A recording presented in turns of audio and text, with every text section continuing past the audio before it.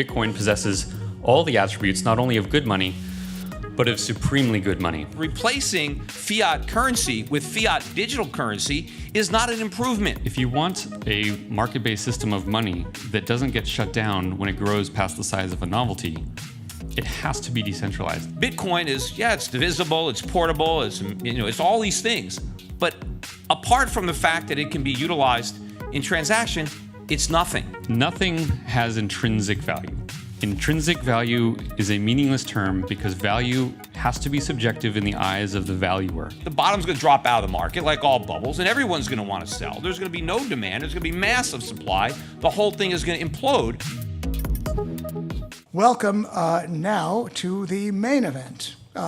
Arguing for the affirmative on the resolution, we have Shift CEO Erik Voorhees. Erik, please come to the stage.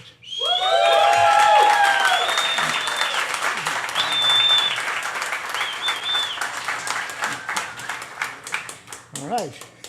Arguing for the negative, we have Euro Pacific Capital CEO Peter Schiff. Peter, please come to the stage.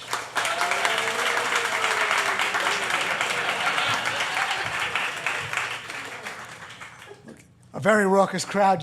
Peter, please sit up there. I don't want you guys near each other. This is a raucous crowd. And I have to sit between you. And as you know, the resolution... Yes, yeah. Pass the gentleman. Oh, that's very nice. Okay. You guys get it on. Okay. Please, the resolution, as you know, is Bitcoin or a similar form of cryptocurrency will eventually replace government's fiat money as the preferred medium of exchange. Erik Voorhees, please take the podium and defend that resolution. Thank you.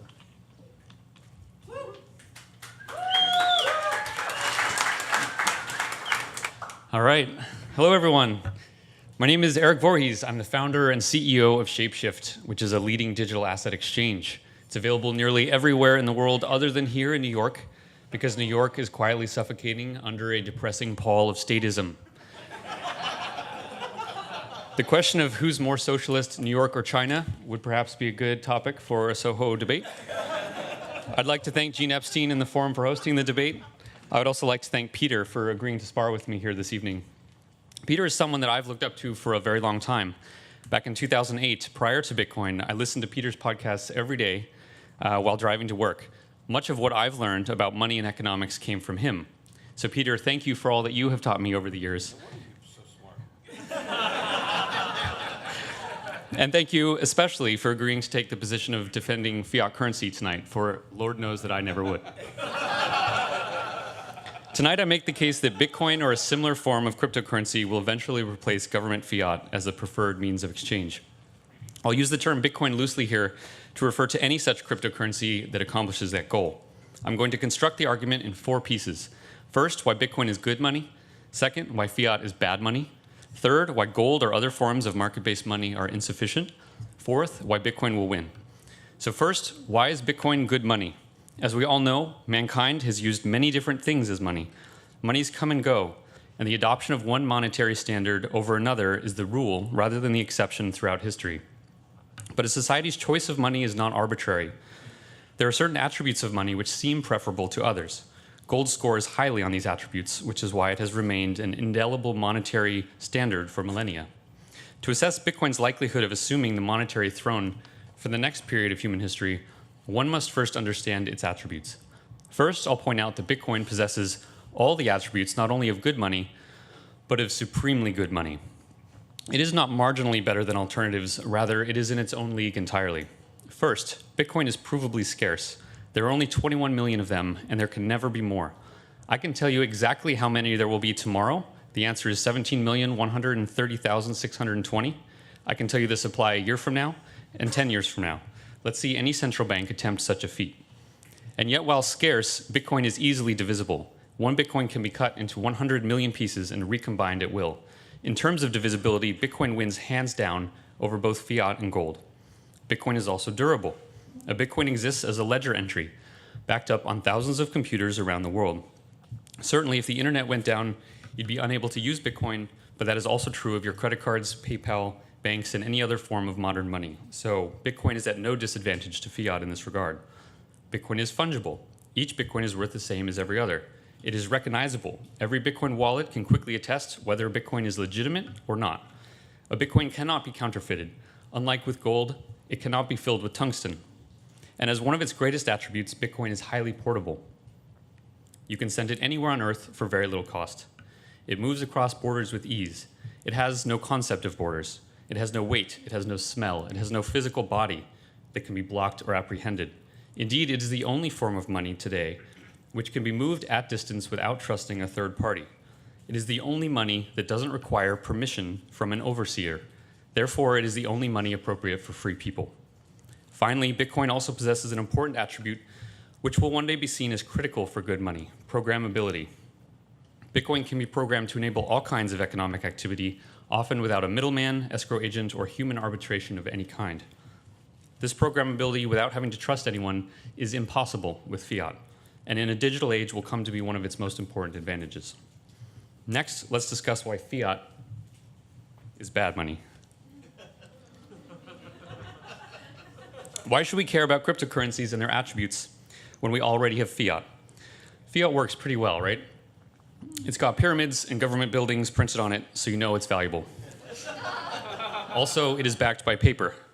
Paper can be burned if you're cold in the winter. There's its intrinsic value. Try that with gold. But a skeptical observer should know that fiat money is an absolute scam and something altogether inappropriate for an ethical market-based society. As I like to say, you cannot have a free market when the most important good, money itself, is centrally planned and controlled. Fiat money and a market economy are mutually exclusive concepts. Like oil and water, they can certainly be mixed up together when force is applied, but they will naturally separate and dispel one another over time. Indeed, the average lifespan of fiat is less than 50 years. The US dollar only became fiat in 1971. That's less than the length of William Shatner's career. And as it happened, last week he announced that he has started to mine Bitcoins as well.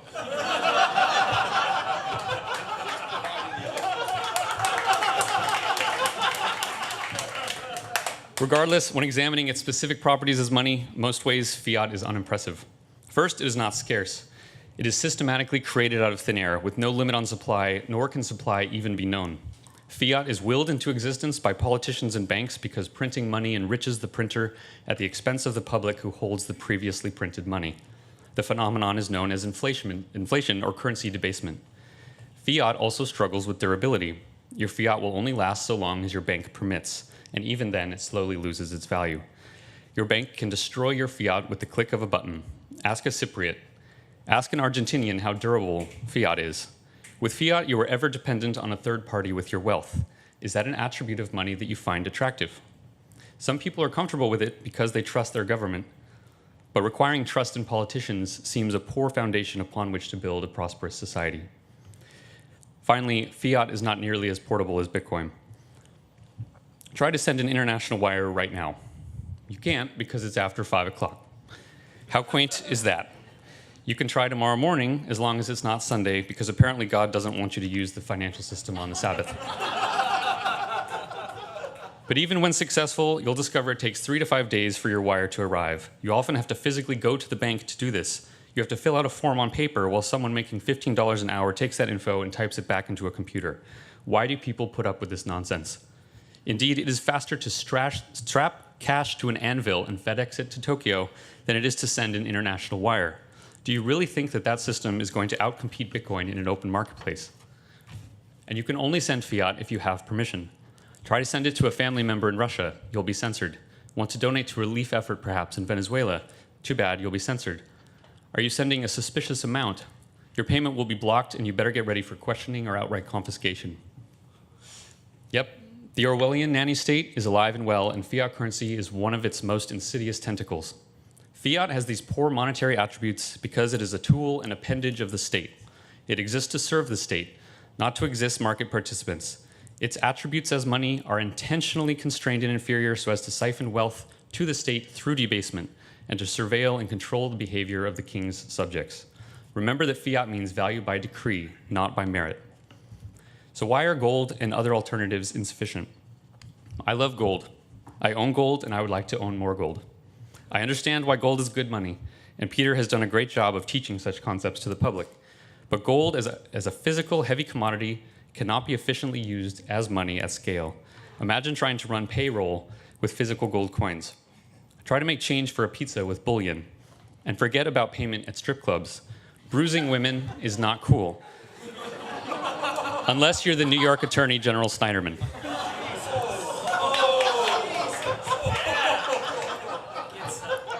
Suffice to say that gold, when in physical form, is impractical for commerce. For gold to work in a modern economy, it must be warehoused by a company, and then digital certificates or credits must be issued against that gold.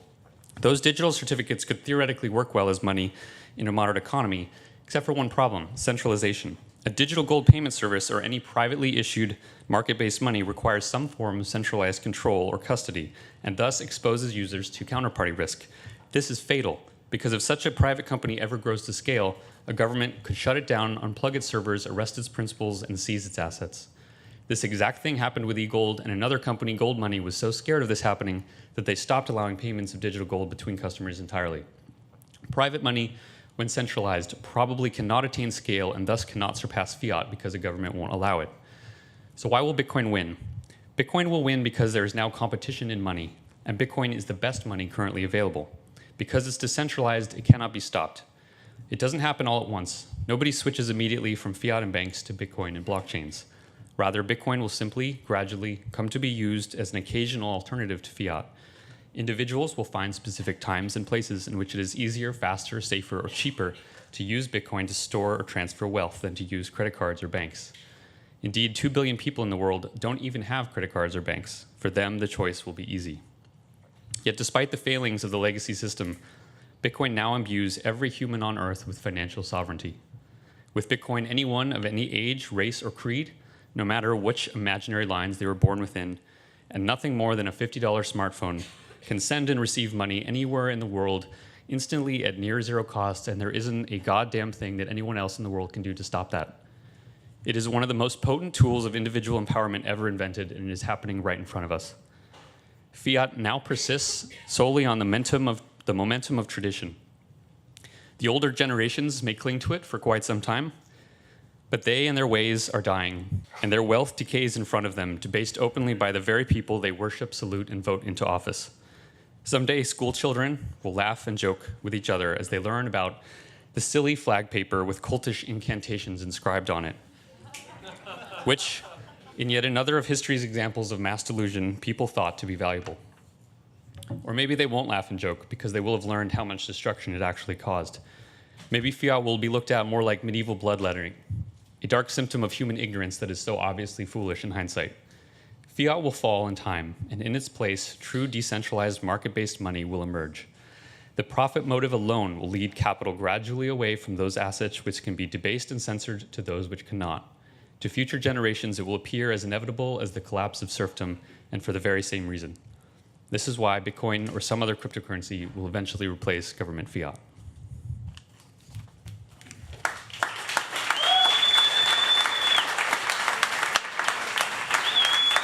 Peter Schiff, take the podium. Peter, arguing for the negative. Take it away, Peter. Yeah, thank you, Gene, for inviting me here. Soho Forum, Reason. I worked with Reason on the Occupy Wall Street video that I did. And Erik, thanks for dressing nicer than Max Kaiser, who was the last Bitcoin debate that I did. And I wish you could have persuaded me to buy Bitcoin a few years ago. But don't confuse the fact that financially Bitcoin has been a success for a lot of people who happen to get into it early with whether or not it's ultimately going to succeed at replacing the dollar or any other fiat currency as money. And I'm not here to defend the fiat-based monetary system that exists today. I agree with Erik, it is going to fail, and I believe a currency crisis is headed for us. I just don't believe that the future is Bitcoin, that Bitcoin is going to succeed where the dollar or other fiat currencies fail. And to understand money, you have to understand its origins and what it's attempting to do. I mean, before the dollar was a fiat currency, it was a legitimate currency. And what is a legitimate currency? It's a currency that's actually backed by real money. In the case of the dollar, that real money was gold. Gold backed the dollar. And what gave the dollar value was the gold that backed it up. So nobody wanted dollars. Dollars were just a more convenient way of transacting in gold. And before governments began issuing currency, private banks issued currency backed by gold. Again, the private currency simply facilitated gold transactions. Like, I guess at the strip club, it's easier to put a bill in a stripper than a gold coin, right? So it made it easier. But the stripper is still earning the gold. That's what they wanted. And and then before they had paper money, they just had gold coins, right? Gold was, you just had gold coins, and coins were an improvement over just nuggets, right? Gold bullion. Why were coins better? Because if the coin was made from a mint that you recognized, you knew exactly how much gold was in that coin. And why is that important? Well, because gold was a commodity, right? And if you are exchanging goods or services for gold, you want to know how much gold you're getting, because that's, it's the weight of gold that's important. How much gold am I getting for whatever it is that I am selling, right? And before they had gold, we had barter, right? Everybody just had to trade one product for another product. Gold, money, the invention of money, right, made commerce much more efficient. And of course, gold was not the only money. It wasn't the first money, but it was the best money. And Erik did an excellent job of going over a lot of the characteristics that gold had that made it more efficient as money, other than, let's say, cattle or wheat or oil. Those are commodities, but they don't work as well as money. Gold worked beautifully as money, which is why more and more societies adopted it as money. And what Bitcoin did very successfully is it managed to replicate a lot of those properties that gold had that made it so successful as money. In fact, they created Bitcoin to resemble gold, right? If you look at a picture of Bitcoin, not that it actually exists, but the way they try to present it on a piece of paper, it's always the color of gold. It looks like a gold coin with a B in the middle of it. How do you create Bitcoins? Well, you mine them. I mean, there's no picks, there's no real mining, but they just called it mining because they wanted to make it sound like you were creating digital gold, right? But the reason that I have referred to it as being fool's gold is because Bitcoin is replicating all of the properties of gold except the most important one, and that's the metal itself, the element, the rare, scarce element that has been valued as a commodity for thousands of years. The reason people wanted gold as money is because it was a luxury good that people wanted. If you didn't want it yourself, somebody else wanted it. You can do all sorts of things with gold other than spend it, right? It's the actual uses, the physical properties. And it's not just the fact that gold is in jewelry, right? That's the most important use, but gold is in all the cell phones that we have. They use it in aerospace, they use it in medicine. I mean, and there's a lot of places that gold would be used, but they don't use it because they used other metals instead that are less expensive. But if they could afford gold, they would use it because gold would do a better job, right? The best teeth, if you want to get a crown, there's gold in it. If you want to save money, then you use something else. But if you want the best, you're going to have gold in there. And so there's real value there. On the other hand, Bitcoin is, yeah, it's divisible, it's portable, it's all these things. But apart from the fact that it can be utilized in transaction, it's nothing. It has no real value into itself as a commodity. There's no way to relate the price of Bitcoin to the price of anything else. I mean, you have thousands of years of history to know how much gold should be worth in terms of oil or wheat or any other commodity or whatever you're doing. But Bitcoin, there's no reference point. It's only existed for 9 years. It never had any value other than as a medium of exchange. There is this supposed 21 million unit scarcity, which is a self-imposed scarcity. The only reason it's scarce is because they created it to be scarce, except it's not scarce because Bitcoin can be forked off as many times as you want. There's Bitcoin Cash, there's Bitcoin Gold, whatever. Meanwhile, there's another 1,500 or so cryptocurrencies that can do everything Bitcoin could do. Some of them can do it better, faster, cheaper. There's no limit to the number of other digital currencies that can be created. There's only one gold. There'll never be another gold. Yeah, there are other metals on the periodic table, but they're not gold. They're not exactly the same as gold. But you can make as many cryptocurrencies that are exactly the same as Bitcoin. They just have a different name, but they have the exact same properties, although they may have better properties. They may be cheaper or faster. But the biggest problem with Bitcoin and why it can never be used as money is because one of the most important functions of money is that it has to be a reliable store of value, not just a medium of exchange. Bitcoin could do that, although it's inefficient. And I think at its peak when Bitcoin prices got up to 20,000, it was something like, I don't know, 50, 60 bucks just to spend one. So obviously, you couldn't use it to buy a cup of coffee if, it costs $60 to buy the $5 coffee.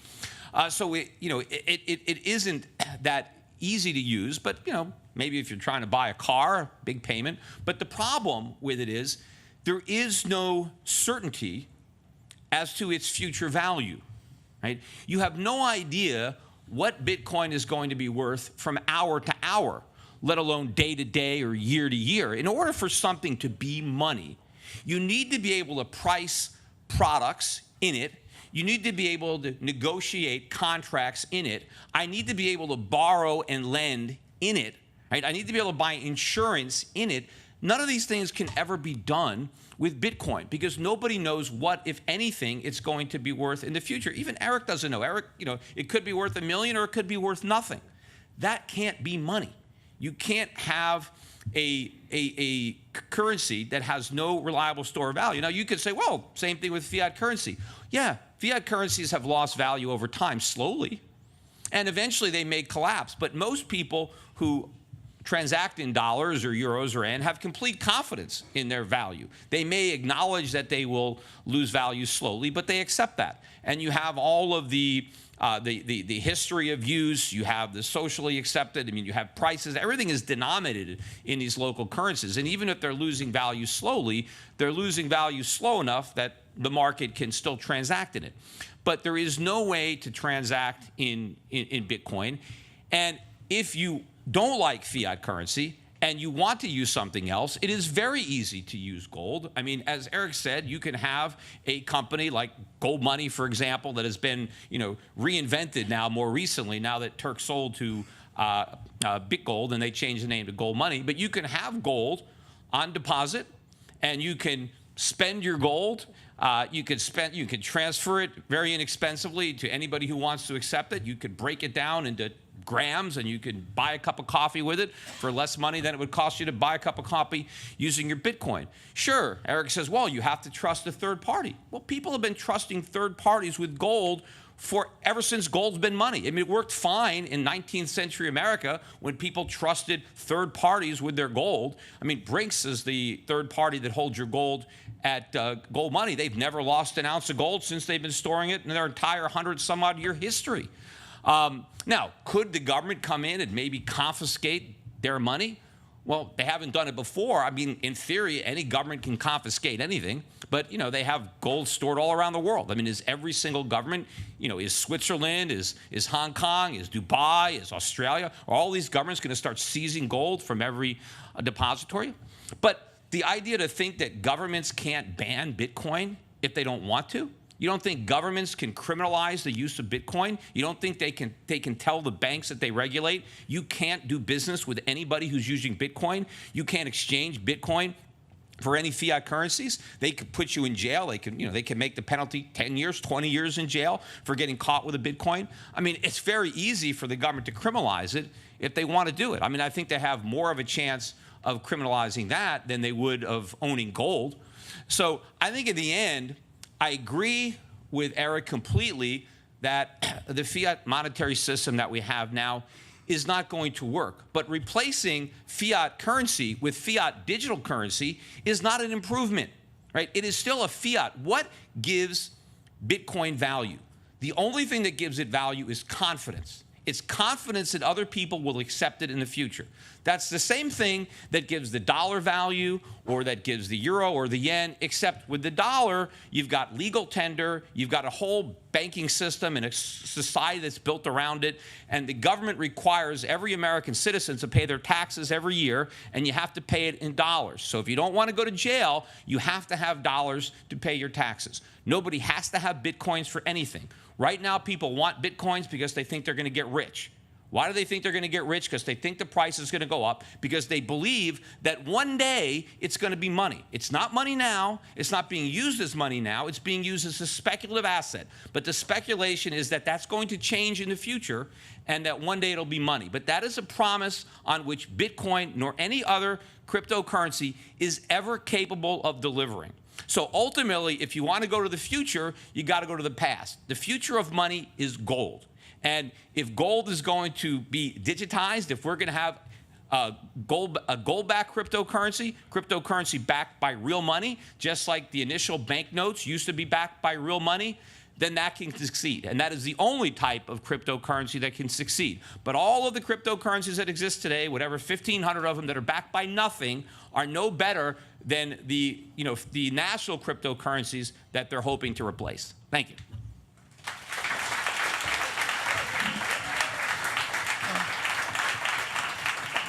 Rebuttal from Erik Voorhees. Take the podium, Erik. Yeah.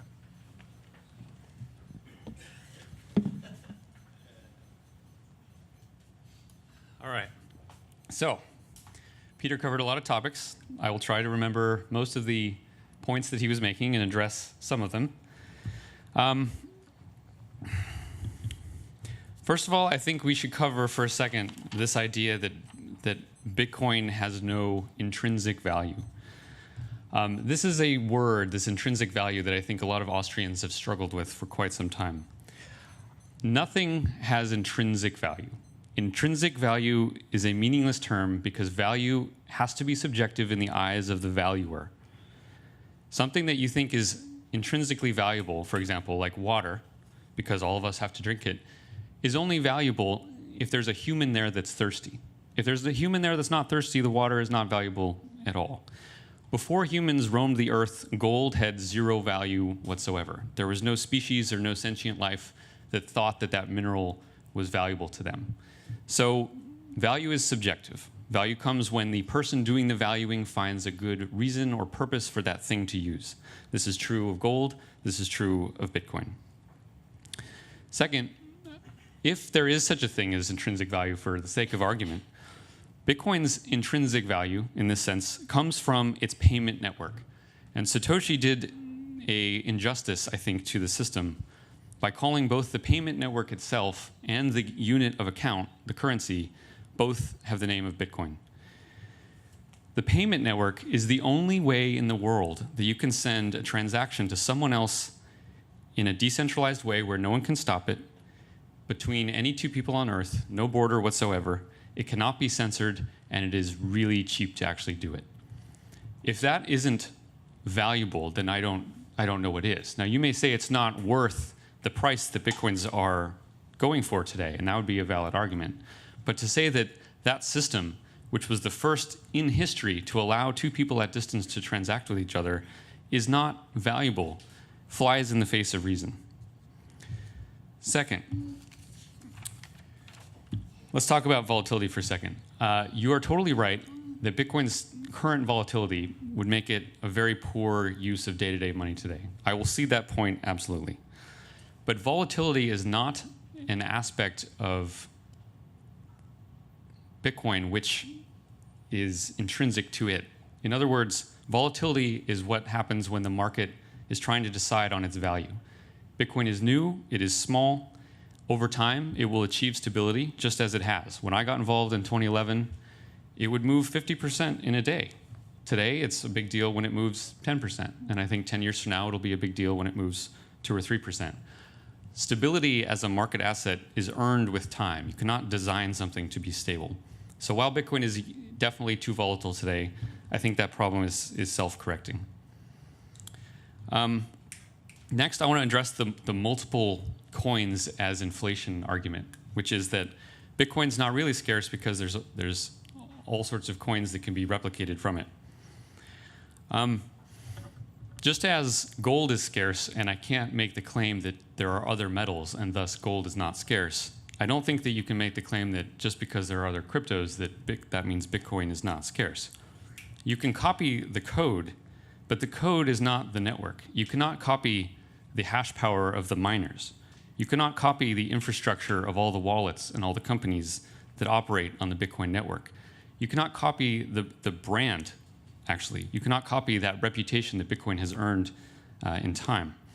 And we don't need to debate this on a theoretical level. We have actually seen this happening.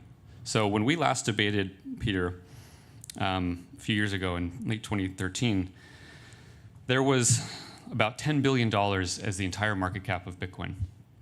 And all the alts, everything other than Bitcoin put together, was about $1 billion.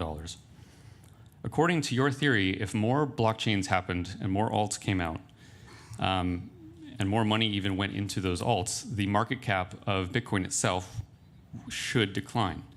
Yet what we've seen is that alts have exploded. They're now $150 billion in value. And Bitcoin also has increased in value. It's now $110 billion in market cap. So if it was true that more coins and blockchains would debase the value of Bitcoin, the market cap of Bitcoin should be far less than it is today. And this doesn't have to be a mystery to anyone. A clone of Bitcoin's code is not a clone of Bitcoin. And then the last thing, so you, I think, are suggesting again that gold is really the way to have a modern society based on honest money. I would absolutely prefer that the world use gold than to use fiat. And I, again, am a big fan of gold, and I understand why it's valuable and why it's useful. But the point remains that it is not practical for commerce unless you are trusting some counterparty. And you, of all people, Peter, know that governments will not allow something to compete with their form of value if they can stop it. So if you want a market-based system of money that doesn't get shut down when it grows past the size of a novelty, it has to be decentralized. It cannot have an individual person or company or vault that can be seized. If that's what you have, then you will never actually have a free market financial system because the government simply will not allow it. Gold indeed was confiscated in the 30s. This is not some crazy idea. And even though gold worked very well in 19th century America, people weren't doing online commerce in 19th century America. The world has changed to some degree. It doesn't mean that the principles of money have changed, but it does mean that the form of money in today's economy that works the best may have changed. So with that, I'll leave it.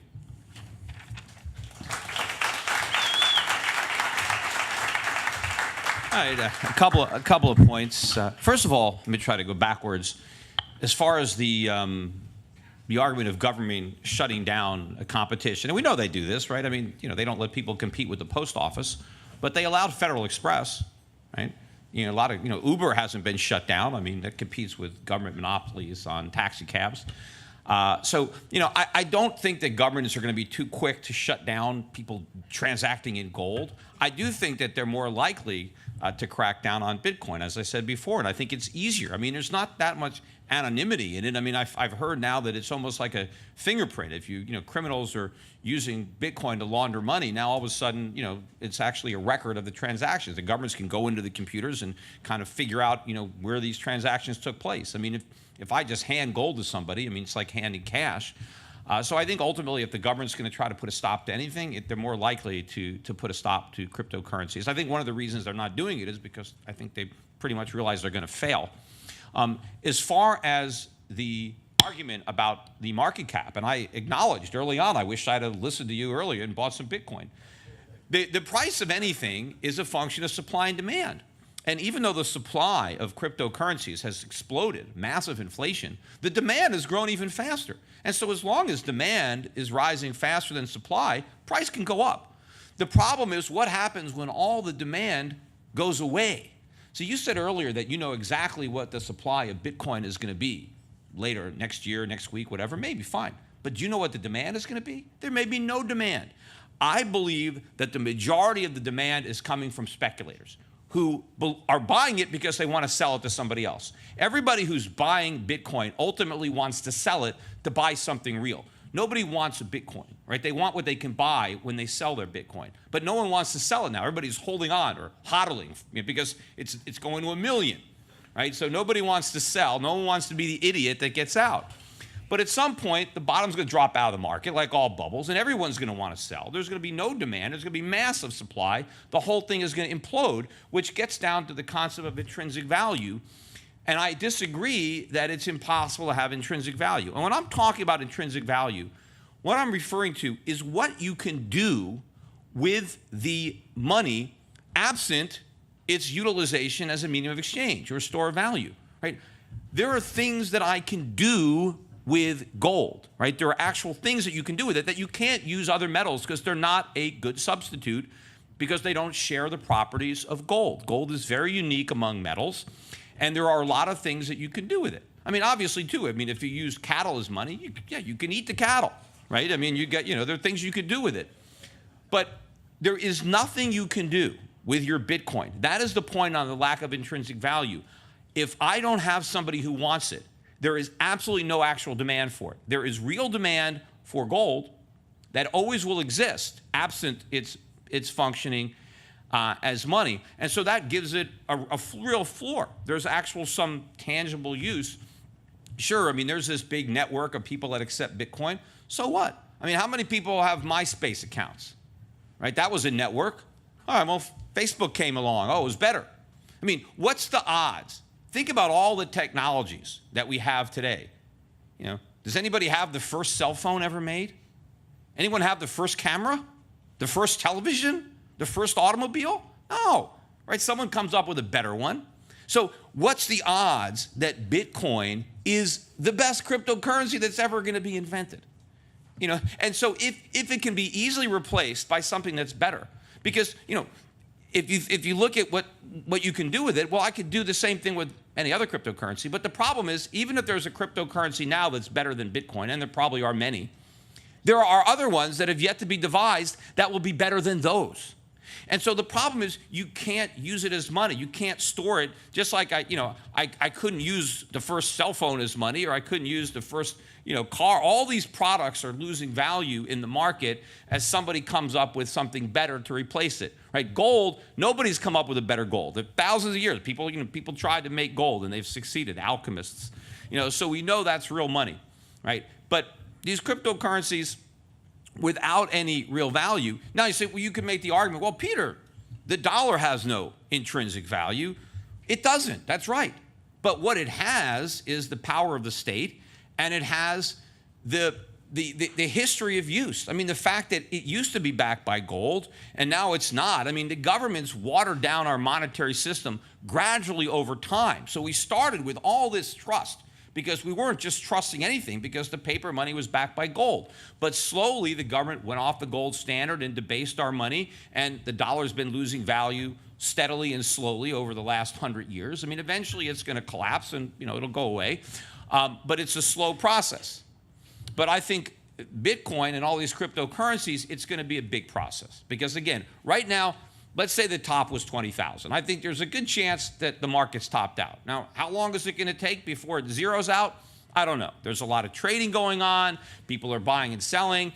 I don't think there's any real capitulation yet. I don't think any of the long-term Bitcoin holders are scared that Bitcoin went down 70%, especially if they've been in it for a long time. But there's a big difference between when your market cap is as high as it is now and you have a 70% drop, then when it went from $1 to 30 cents, when people lost their lunch money. Now you got people with their IRA money. You got people with big amounts of money in Bitcoin that got suckered into this mania between 10,000 and 20,000. And I think that, right now, Bitcoin's got a lot going for it because you got all these kids that are now, millionaires driving their Lambos, right? And everybody else has to tune out all the FUD, right? You don't want to, because they're afraid of missing out, all the FOMO, right? But once the market crashes And you get the horror stories of people that mortgaged their house and took out credit card loans to buy Bitcoin, and now they lost their life savings, right? All of a sudden, all the stories of instant riches are going to be replaced by stories of big losses. And now the brand is tarnished, and now you've destroyed. Like a lot of these people that bought Bitcoin at 10, 15,000, when they sell out at a loss, they ain't coming back, right? That's going to be, so you destroy your market, you destroy the brand, and all this demand is gone, and all you've got left is a supply. Not just a supply of Bitcoins, but all the altcoins that were created during the mania, and all that malinvestment that built up in industries to cultivate to it. It's all going to come crashing down, just like every other bubble.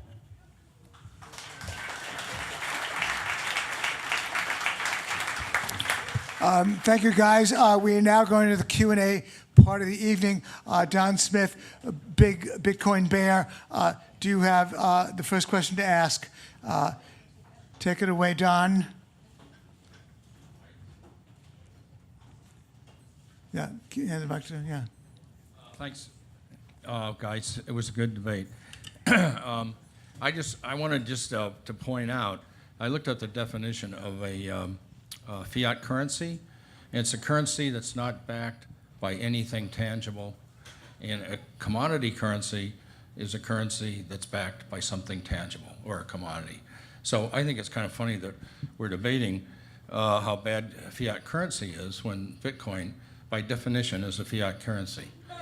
The other thing I would point out, so by definition, you have to vote no on the debate. I also point out that you can't really buy anything with a fiat, with Bitcoin right now to speak of. I mean, there's a few places, but and when people talk about hiding money or avoiding taxes, well, anytime you want to buy something, you still got to run it through a bank. I mean, when you sell your Bitcoin, where do you have the cash sent to? It's got to go to a bank somewhere. So I don't think it's a very effective way of hiding money.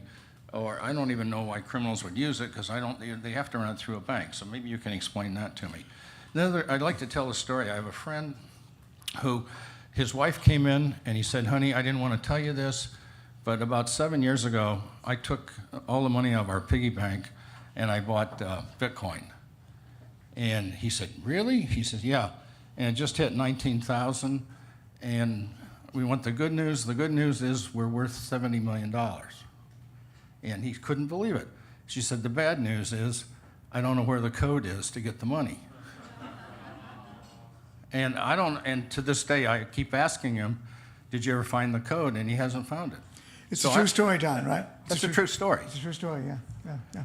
And so I want to know, where'd that $70 million go? I mean, who got it? And the other thing is, how do you, what's that? How do you, a Bitcoin does take a lot to manufacture. I mean, you got to buy semiconductor parts, you got to use a lot of electricity, so you can spend a lot of money to create wealth, except when you're done, there's nothing tangible. So you spend money to get rich. Okay, Don, so I get it. Okay, all right, guys, so let's. Don, you asked some very good questions. With all due respect, I want to make one point, Don. The resolution reads that Bitcoin will eventually replace government's fiat money. That's the wording of the resolution. So it's government's fiat money we're talking about in this particular case, for what that's worth. Thank you for your questions, Okay. Don. I think most of these look, you love Don, okay, Peter, but most of these questions are challenges to Eric. So Eric, you get first response. Go ahead. Yeah. Thank you, Don. Testing. Is this on? Yes, it's on. Yeah. Okay. So, regarding your friend, that's really tragic. I mean, if you want to know where that money went, it went to buy us all of our Lambos. Actually, in reality, the freedom that people actually get and the sovereignty over their money that they get with crypto comes with responsibility. Losing that code was that person's responsibility, and it really sucks. But this is why it's important to educate people on how to use Bitcoin instead of getting distracted by things like the price. Second, you mentioned your definition of fiat being something that's not backed by a commodity. I wonder if you get your definition of inflation also from that same dictionary, because I'm guessing that it's wrong. Fiat actually means value by decree. It comes from anything that is valuable in a marketplace because some legal reason causes it to be valuable. Dollars are fiat now. When dollars were backed by gold, they were not fiat. Bitcoin's value, even if you think it is the most speculative and stupid investment in the universe, that value does not come from any decree. It comes from its desirability in an open marketplace. Bitcoin is absolutely not fiat. Next, you say that Bitcoin is not backed by anything. That's because Bitcoin itself is a commodity. Gold is also not backed by anything. It itself is a commodity that people will find useful for one thing or another. Bitcoin is the same, and people will find it useful for one thing or another. So I think I addressed your main points on that. Yeah, my couple of points on it. On when it comes to fiat money, I mean, what Bitcoin has in common with fiat is even though a government didn't decree it as money, there's no law that requires anybody to accept it.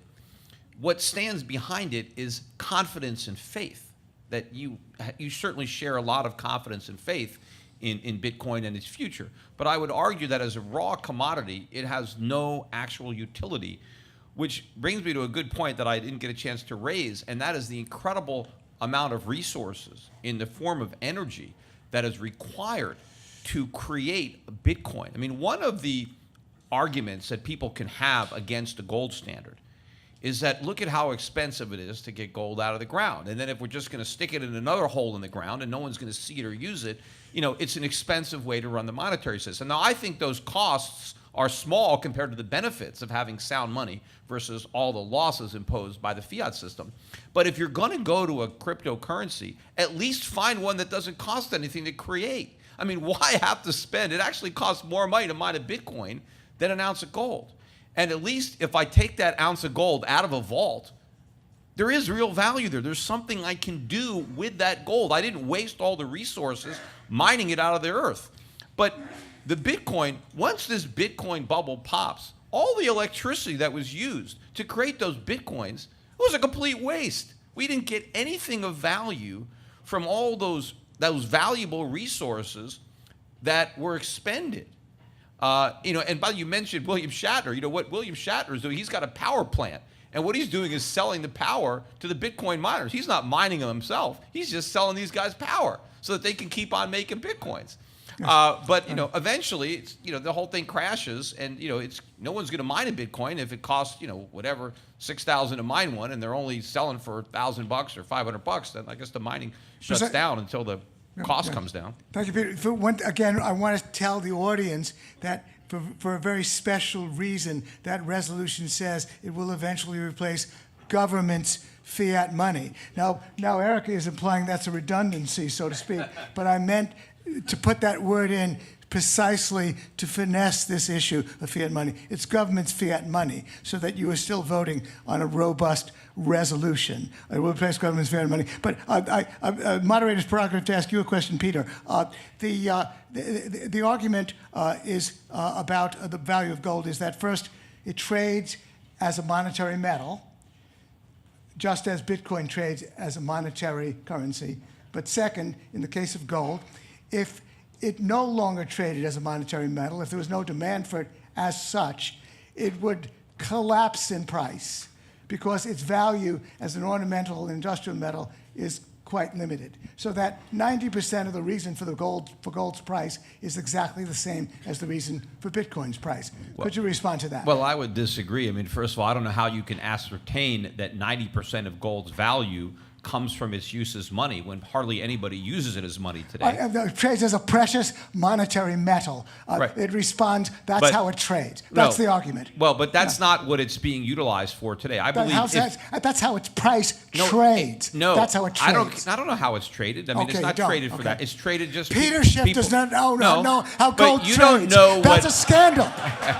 Bear that in mind. If somebody He doesn't know. if But go somebody ahead. is buying gold, you don't know. Yeah. I mean, you have a lot Yeah. of industry Yeah. people in there that are in the gold market trading. But I would say that if gold was priced as money right now, it would be priced a lot higher than $1,250 I didn't say an that, ounce. Peter. It I might said- be $10,000 an ounce. Right now, gold is basically priced for jewelry. It's not priced as money. It's not being circulated as money. It's not being saved. Central banks have some gold, but they probably have less gold now than they've ever had in their history.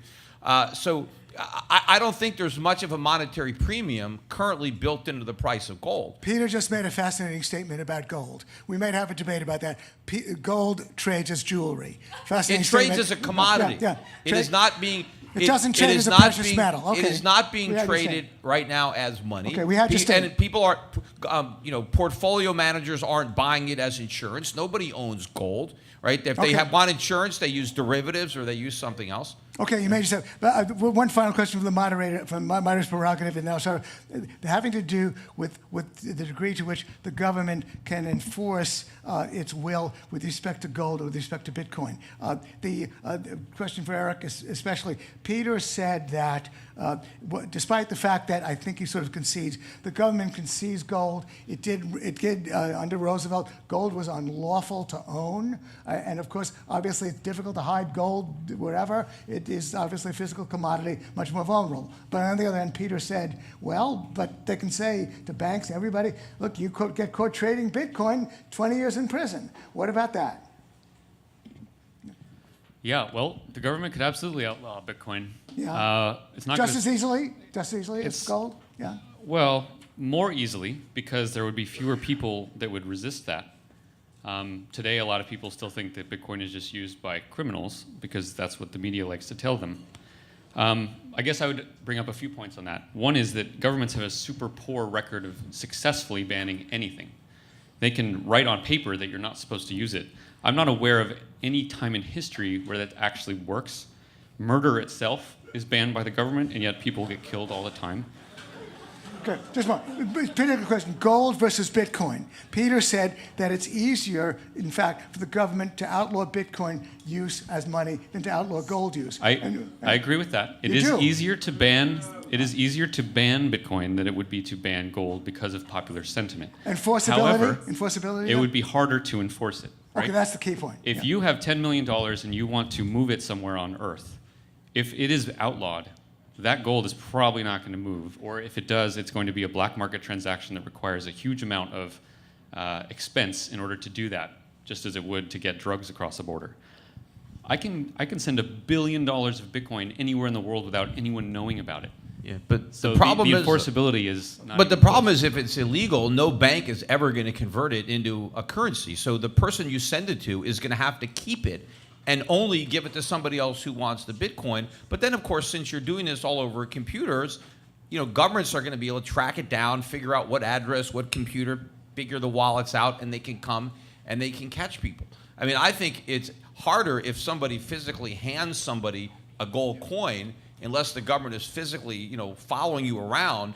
That transaction is more in secret than something that's done over a computer network where government agents can be monitoring the transactions and trying to figure out, what's happened. So I think it will be easier to ban Bitcoin. But I want to mention one question on your gold that Gene brought up. Sure. It costs. I mean, the average mine to mine an ounce of gold now is, I don't know, $1,200, $11. I mean, it's expensive to mine gold. So if you thought gold was only worth $100 an ounce, nobody would be mining it. No, and so the only gold we would have to make anything, it would be the existing gold. And the price would have to go way up unless everybody was going to melt down their jewelry. If you wanted to make new jewelry, there'd be no new gold coming because nobody would mine it. Especially since the government is sitting on 1 billion ounces, but they won't let it go, right? Yeah, but so the point is there is some natural floor. I know, when you talk about the cost of mining Bitcoin, that's nothing than the cost. There is a real physical cost to extracting gold from the ground, and that also creates a base value for the metal because you just can't get it for free. How many people? How much gold is held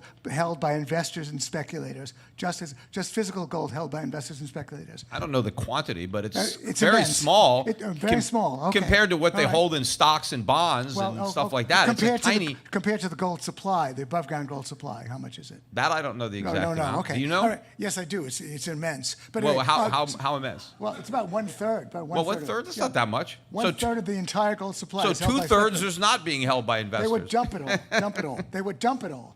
Dump it all on the market. But What if all the big whales dump their Bitcoin? How many?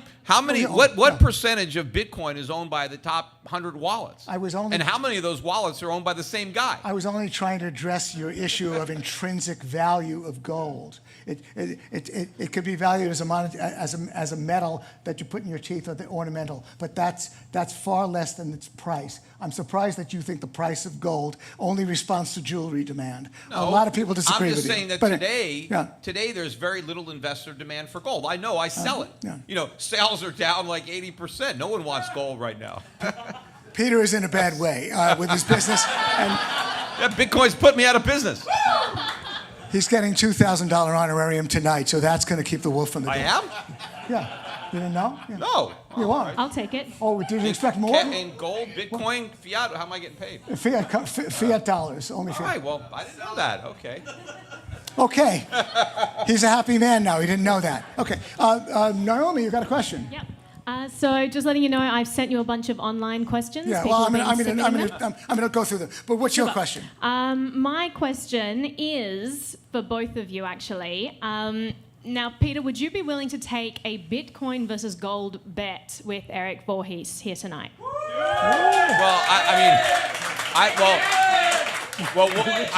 I think he's already betting on it, and I'm betting against it, so I don't know what the point would be of the bet. Put your money where your mouth is. What bet did you have in mind?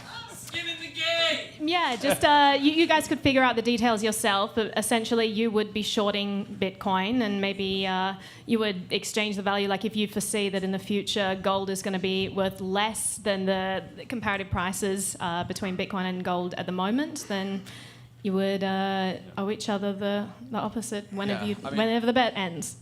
I don't know. It's hard to agree on the exact terms because Bitcoin could go up before it goes down. I mean, I have no idea what bet you want to make. No, I have a You could throw one out there. I have a time. Simple arbitrage. Erik, go long Bitcoin and short gold.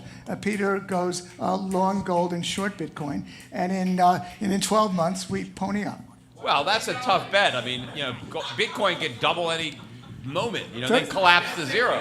Erik, John Smith will take that bet. I know he will. But the longer the time period, the more certain I am that I'm right. 36 months? The shorter the time period, you just Okay, don't no, know. this is one of those like classic Julian Simon bet. know. You don't How know. about 5 years? How about 5 years, Peter? Yeah, I mean, 5 years, yes, 5 years. I think. Okay, 60 months from now we're going to meet. and we're going to send the prices. It's a simple trade, and you're going to put up your entire honorarium, $2,000. And you'll put up your $2,000 honorarium. As long as he doesn't put it up in Bitcoin. Put up, Well, it's going to be a fair cut. We're going to arrange something. Very good suggestion, Naomi. We're going to work something out later. Next question.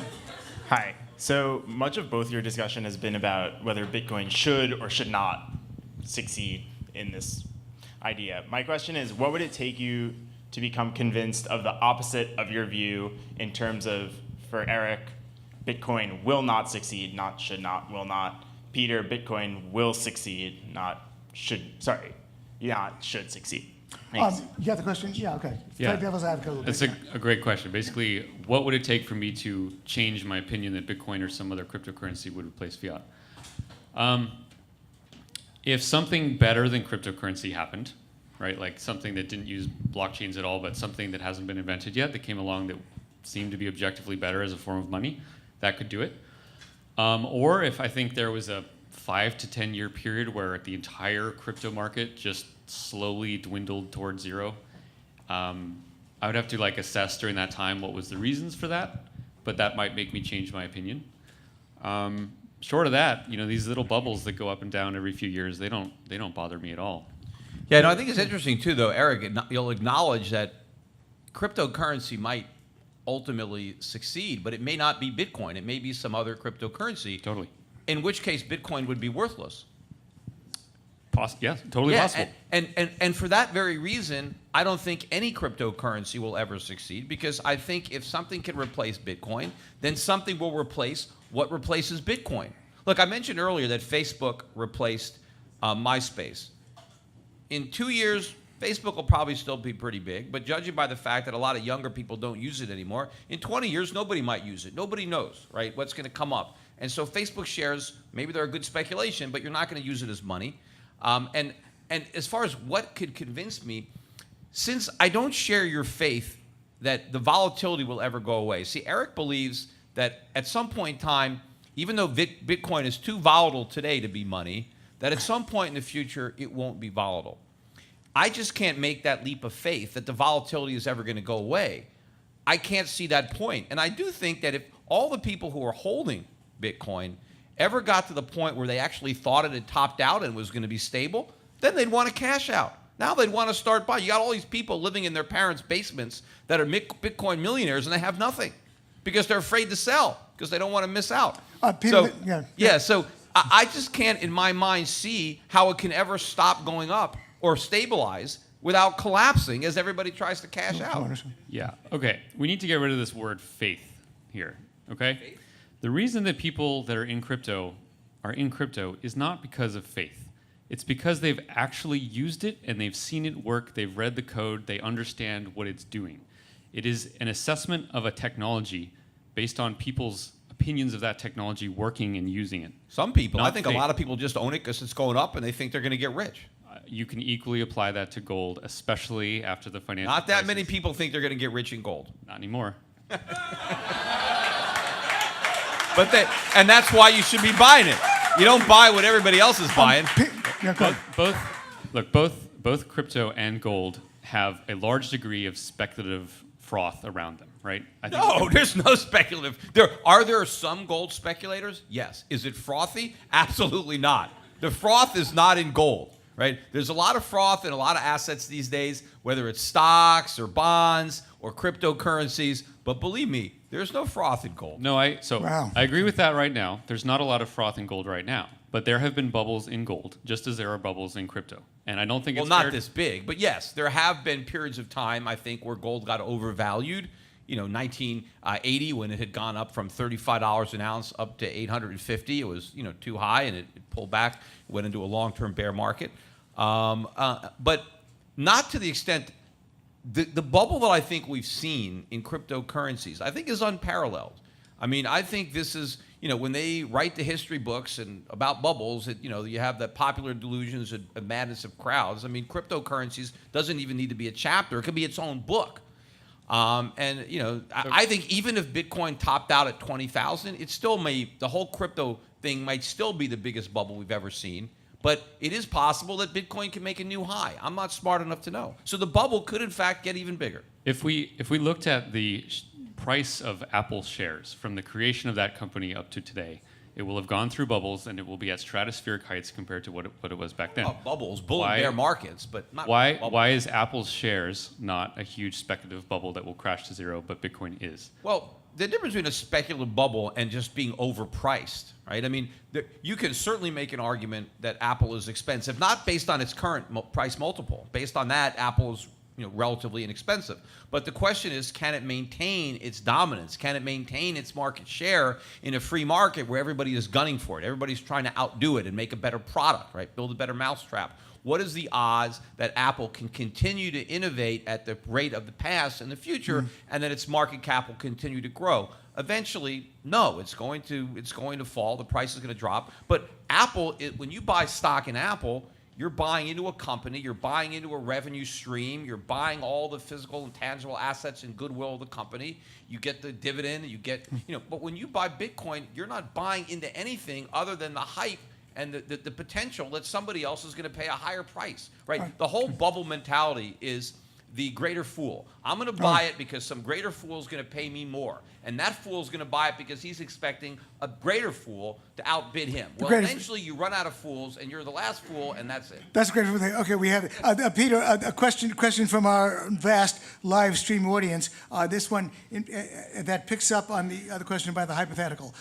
The technology of gold mining. Let's say that gold does get recognized more and more as money, and it expands its price, doubles, triples, whatever.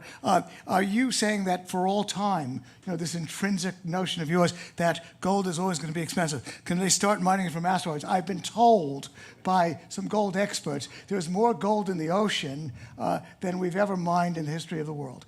If technology takes off and we can suddenly double and triple the gold supply inside of a few months, what will that do to gold? Well, in look, terms of its scarcity? the gold supply has been growing, for thousands of years. What if there's a technological leap? Look, Asteroids, we've had technological Okay, leaps. yeah. We've already obviously mined the cheap gold. But look, is there gold in asteroids? Probably. In the I mean, ocean. I doubt. In the ocean. Yeah. Well, I don't know. I mean, maybe there's a lot of stuff in the ocean. I don't know what's down there. There's more gold in the there's more gold in the ocean than there is anywhere else. Go to the ocean and try to get it. Okay. But I mean, maybe that's what people are going to do. Look, maybe there's a way to. Who knows what it's going to cost? Or as I started to say, maybe there's gold in asteroids. I doubt there's an asteroid that's solid gold. I mean, gold is very rare on Earth. It's probably rare all over the universe. And so if there's an asteroid that has some gold, there's probably not a lot of it. But believe me, if they're going to mine gold in asteroids, the price is going to be sky high because they're going to have to mine every last bit of gold on Earth before someone takes a spaceship up to an asteroid and tries to mine the gold up there and then bring it back down to Earth. I mean, that's going to be some expensive gold. And there is an immense amount of gold in the ocean, just as a matter of fact. But that is a question. Yeah. Yes, thank you so much. Just Gene, quickly, another great debate. Peter, awesome socks. I really love them. Okay, just a quick question for Erik. I have a coworker who prays at the altar of Bitcoin, and I asked him a basic question, and I don't think he answered it adequately, so I'll ask you. You might have touched on something that this could be, but potentially, what do you think is the main obstacle that can impede the growth or the health of Bitcoin? Well, in Bitcoin's early years, the major obstacle impeding its growth was actually all the libertarians that couldn't see a good thing when it hit them. I think that's finally becoming a non-issue anymore. Bitcoin has grown much larger than the libertarian community around the world. And I think at this point, the biggest impediment to its adoption is simply that most individuals still want governments to manage money for them. Until that changes, Bitcoin, I think, will always be playing second fiddle. But I bet on Bitcoin largely because I know that the history of money is full of governments losing control over their fiats. And there has never been a financial crisis in which cryptocurrency actually existed. The next time that happens, I know where a lot of the people are going to be going. And so that's what I'm waiting for. Yeah, I think it's very interesting, that obviously the libertarian community, other than maybe criminals, were the first to embrace Bitcoin. But what's interesting is all of the properties that the libertarians found so appealing have actually been lost in the effort to bring more people into the bubble and mainstream it for the institutional investors. All the regulation, the government getting involved. I mean, now you want to open up an account, all the KYC of a bank account. They need your passport. They need your driver's license, a utility bill.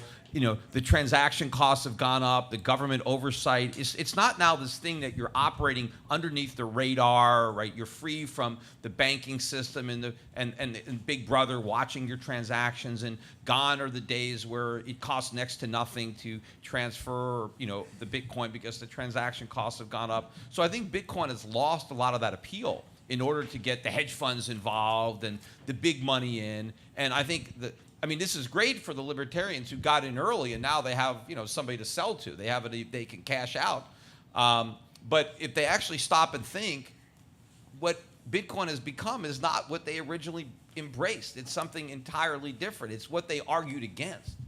So totally disagree with that. Bitcoin Bitcoin has absolutely grown, and many more people are involved now than they used to be, and a much higher portion of those people are no longer libertarian types. And that's okay, that's kind of all part of the plan.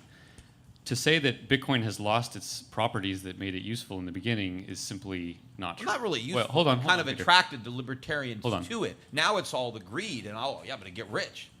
Okay, that has happened both in gold and crypto, so I don't think that that's any different there.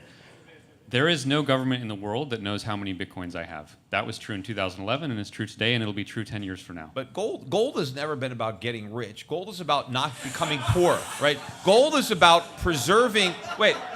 Gold is about preserving wealth. It's a store of value.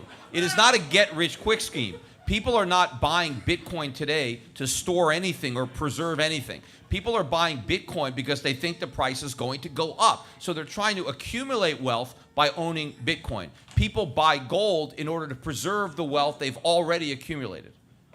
Okay. Are you saying that there's not a single person that owns Bitcoin that did it for anything other than speculative fervor? No, I'm saying initially a lot of people got in for all sorts of reasons. But I would say that most of the people who have bought Bitcoin in the last 6 months to a year, most of those people were motivated solely by profit. Gold has never been about getting rich. Okay, but the question. But the question. If you're panning for gold in the ocean, you're trying to get rich. But Okay.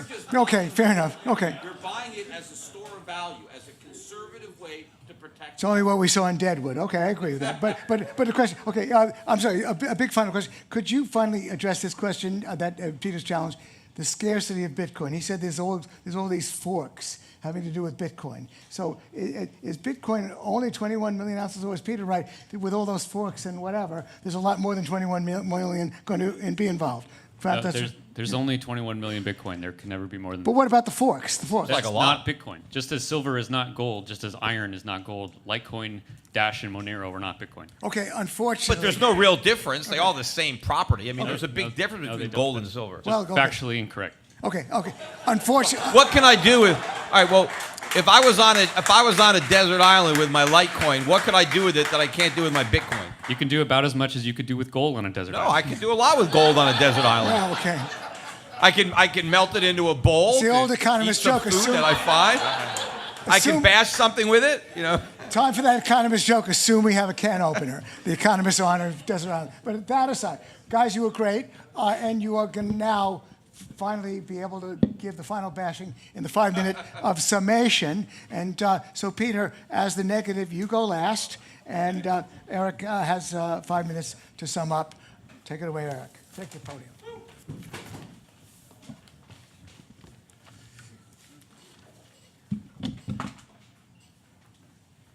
All right, this has been fun.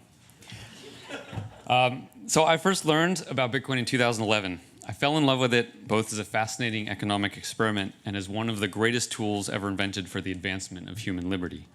I wrote an article in May of 2011 called Bitcoin and the Separation of Money and State. In that article, I asked, why are Bitcoins valuable? And I answered by saying that they simply possessed those attributes of money that are most desired. Bitcoin was $3, and almost nobody knew about it or cared about it. A year later, I wrote another article called Bitcoin, the Libertarian Introduction. This article pointed out that if a marketplace tends to choose the medium of exchange which best works as money, and Bitcoin's specific attributes make it excellent money, then perhaps the marketplace will, over time, increasingly use it for such. By then, Bitcoin had risen over 100% to $7. A year later, in May of 2013, I gave a speech at the San Jose Bitcoin Conference called The Role of Bitcoin as Money. Once again, I argued that Bitcoin's properties would lead it to keep gaining market share against fiat. By then, Bitcoin had risen more than 1,000% to over $150, clearly a bubble, as Peter said later that year. In December of that year, I got to have my first debate with Peter Schiff on his podcast. Yet again, I stated that the technology was immensely valuable and that Bitcoin's utility as an unblockable global payment network meant that it would keep growing. By then, Bitcoin had risen another 500% to over $800. Again, Peter called it a bubble, a Beanie Baby fad, a Ponzi scheme. He actually said that it was no better than fiat. Fast forward to today, even after the crash from December's frothy highs, Bitcoin is yet 800% higher still at $6,000. Every major financial institution and government in the world is studying this right now. This year's Davos may have well been called Blockchains, How Worried Should We Be? At what point do I get to call scoreboard here? This isn't some sci-fi future thing anymore. Crypto is currently pulling in the global financial system and restructuring it through a process of free market metamorphosis. And it is about damn time that we had free markets again. Look, I can sit here and tell you guys all the cool features of Bitcoin, which I have been doing for 7 years, but when it comes to the resolution being made tonight, there is really just one most critical point to understand, and that is this. Bitcoin cannot be debased. It cannot be debased, and it is now competing with the incumbent currency, US dollar fiat, which not only can be debased, but exists in a state of perpetual institutionalized debasement. This dynamic will encourage a virtuous cycle in which rational actors at the margins decide to hold the non-decaying form of money to the exclusion of that which decays. This is the primary reason gold itself has retained its position in society. It cannot be debased by governments either. When comparing two potential monetary alternatives, the one which is the hardest to debase is probably the one you should prefer, other factors being equal. But here the other factors aren't equal. One of them can also be transferred anywhere on Earth between any two people instantly at near zero cost and can't be shut down or censored. How's that for intrinsic value? But ignore for a moment every interesting advantage of Bitcoin. Ignore the ease with which one can send it. Ignore the censorship resistance. Ignore the universality, the fungibility, and the divisibility. Ignore the impossibility of counterfeit.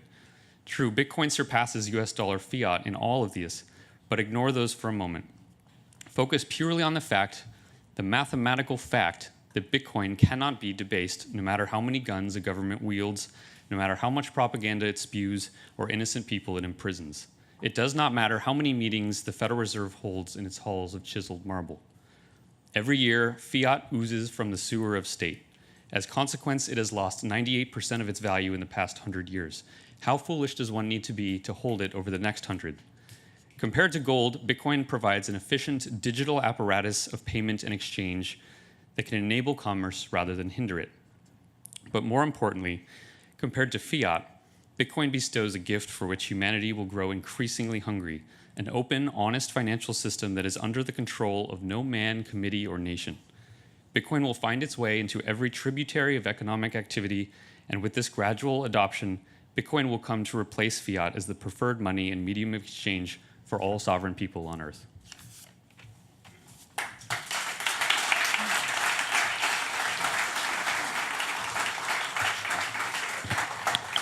Well, as I admitted before, of all the bubbles that I have not participated in during my career, the one I most regret is Bitcoin.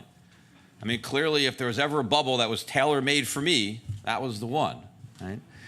But just because the bubble has gotten bigger and bigger and bigger doesn't change the nature of what it is. And the fact that you are right now, that there is so much attention being paid to Bitcoin, that wasn't being paid to it when it was $3 a coin, but it is being paid to it now. I think back in December when it was making its peak and the futures were debuting, I was talking on my podcast and I decided to rename CNBC Crypto News Bitcoin, because that's all they talked about. It was nonstop.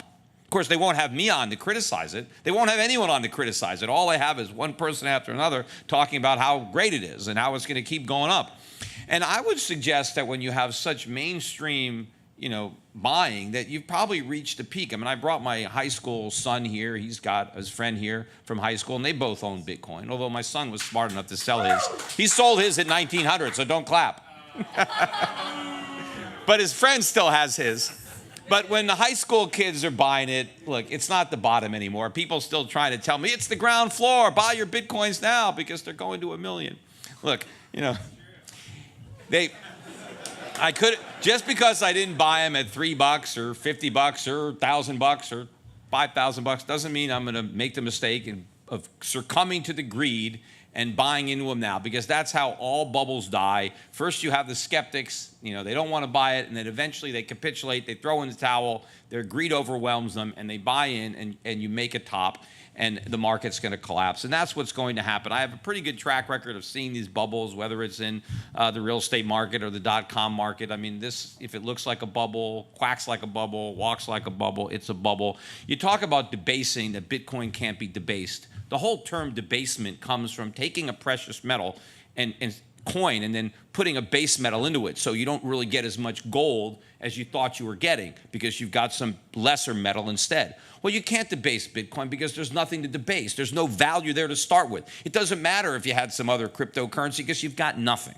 And it doesn't matter, whether, I don't have all the Bitcoin that I thought I have, because at the end of the day, there's nothing there. I don't think that the current fiat system will withstand the test of time. I mean, fiat money has been tried and failed all throughout history. I don't think this giant experiment is going to succeed any better. As Erik mentioned earlier, we've only been on this fiat system since 1971, when the US went off the gold standard, and prior to that, we convinced everybody to be on a dollar standard.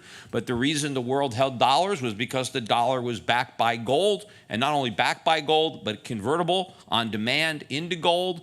And so I think this experiment is going to end. It has done incredible amounts of damage. So I think it's going away, but I don't think we're going to go to Bitcoin or any of these other fiat cryptocurrencies. I think we will go back to where we were. I think the dollar will once again be backed by gold at some point, at some exchange rate, and maybe there will be private companies that will compete with governments by issuing cryptocurrencies backed by something. I happen to think it's best to back them by gold, but somebody could back them by some other commodity.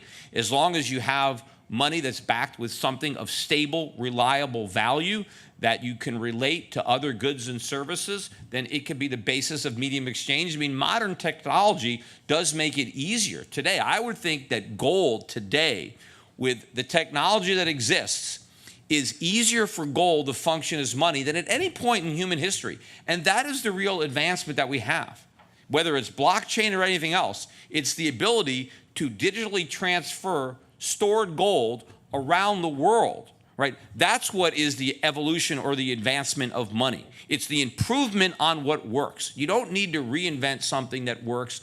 Gold has worked as money since it was first created. In fact, the most prosperous period in American history was when we were on the purest gold standard in American history. And I think that hopefully America will re-embrace that monetary heritage once again, and hopefully the rest of the world will also enjoy the benefits of sound money and move off of the constant booms and busts associated with fiat money. And I think it's ironic that one of the booms and busts is in Bitcoin and cryptocurrencies. And I think that the crypto bubble is going to pop before the overall fiat bubble pops. And if anything, it actually might end up achieving the opposite of its purpose, because it actually might succeed in doing the one thing that you shouldn't be able to do. It'll actually succeed in making fiat money look good. Thank you. Yeah. Thank you, Peter. Thank you, Erik, for your superb insights. Again, the resolution reads, Bitcoin or a similar form of cryptocurrency will eventually replace government's fiat money as the preferred medium of exchange. And so we're going to open the final vote. We are ready to close the vote, so could you bring me the results? And I will give it the expert style. Okay. Yeah. All right. The resolution was, again, Bitcoin will eventually replace government's fiat money as a preferred medium of exchange. The yes votes started at 40% and rose to 55% in the final. So Erik, so your side, Erik, picked up 15 points. That's the number to beat. Peter did not beat that number, went from 40% a little bit down to 31. So, Erik, you got the Tootsie Roll. Congratulations. Congratulations to you both.